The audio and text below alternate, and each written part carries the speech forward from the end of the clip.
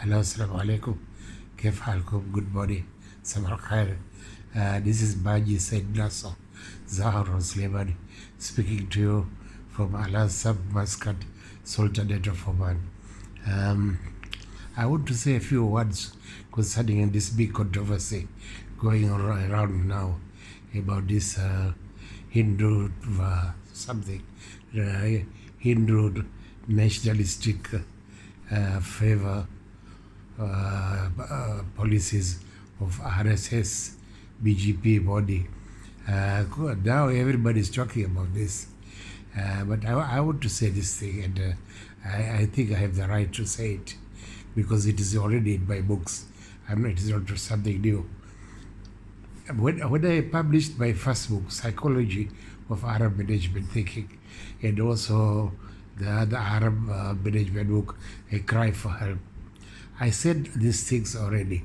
These books were published in May 2009 and in September 2009.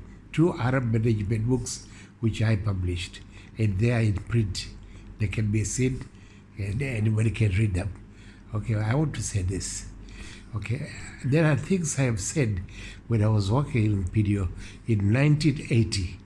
Okay, and I was there was a big outcry, and I was labeled troublemaker, rocking the boat and doing a lot of things. Okay, and 20 years later, the same things that I said, people started following them.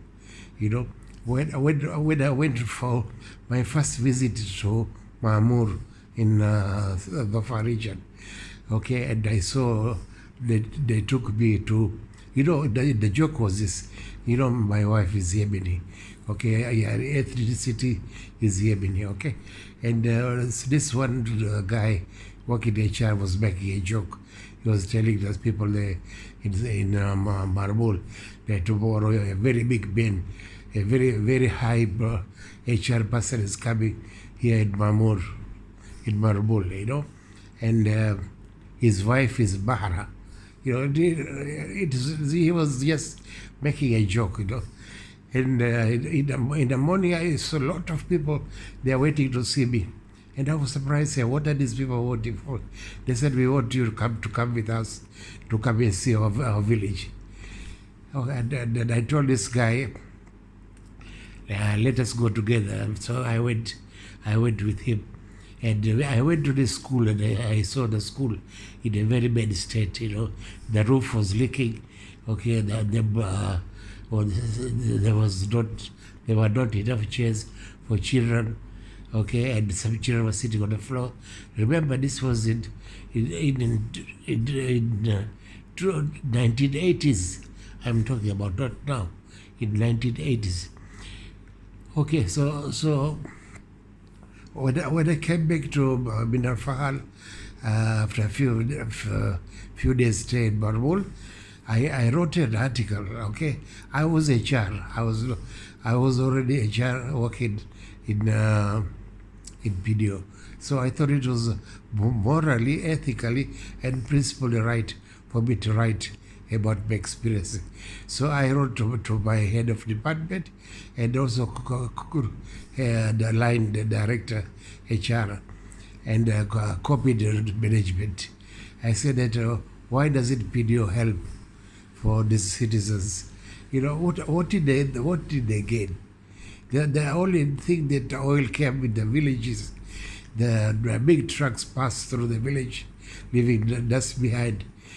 These drilling companies, they leave brackish water, okay, and what they get nothing from this.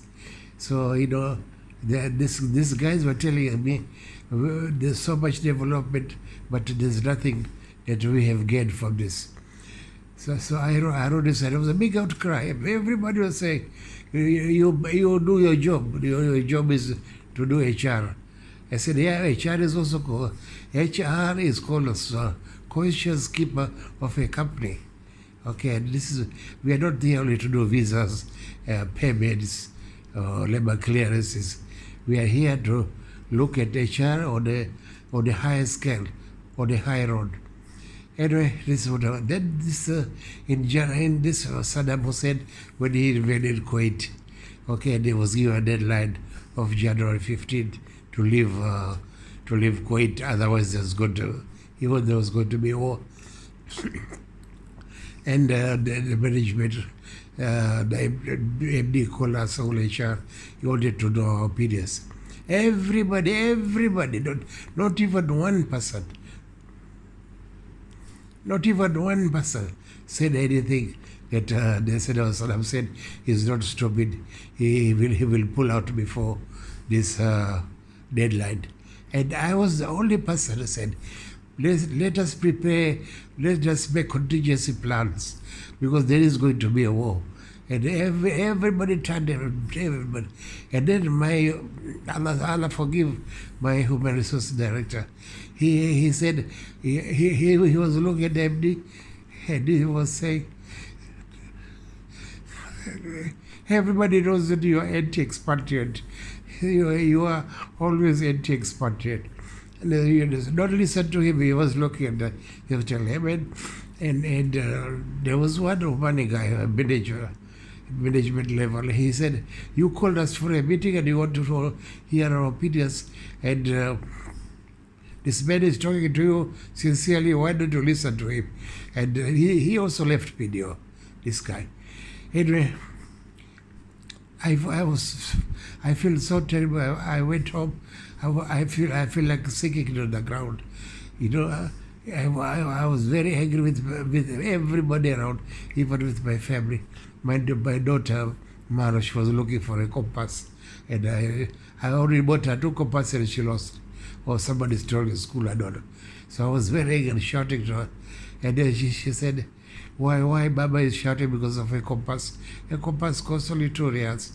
Okay, and then that day I said, I have to leave this place, otherwise I'll go crazy. Okay, so I said, okay, I'm going to leave.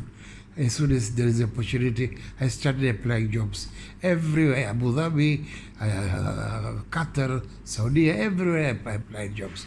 I wanted to get out from India. Anyway, but God said, no, you're going to remain there, and they will pay your pension. Say, Alhamdulillah, everything Allah writes. For a reason, sometimes you feel, why did I not get a job? But sometimes Allah is protecting you from yourself. Now, when we talk about this thing, Hindu to RSS, BGP issue, I read my book, Psychology of Arab Management, and my books, A Cry for Help, which were published in September 2009. I wrote about a personal experience when I took over from an Indian who was HR manager in one of the companies in Oman. This company was an American company. Okay, they also left Oman, and they sold the company to Abib Petroleum. And I was the HR manager there, you know. I the first Oman HR manager and the most senior Omani. Before that, there were no Omanis in management. So when I took over the job, I was surprised. Because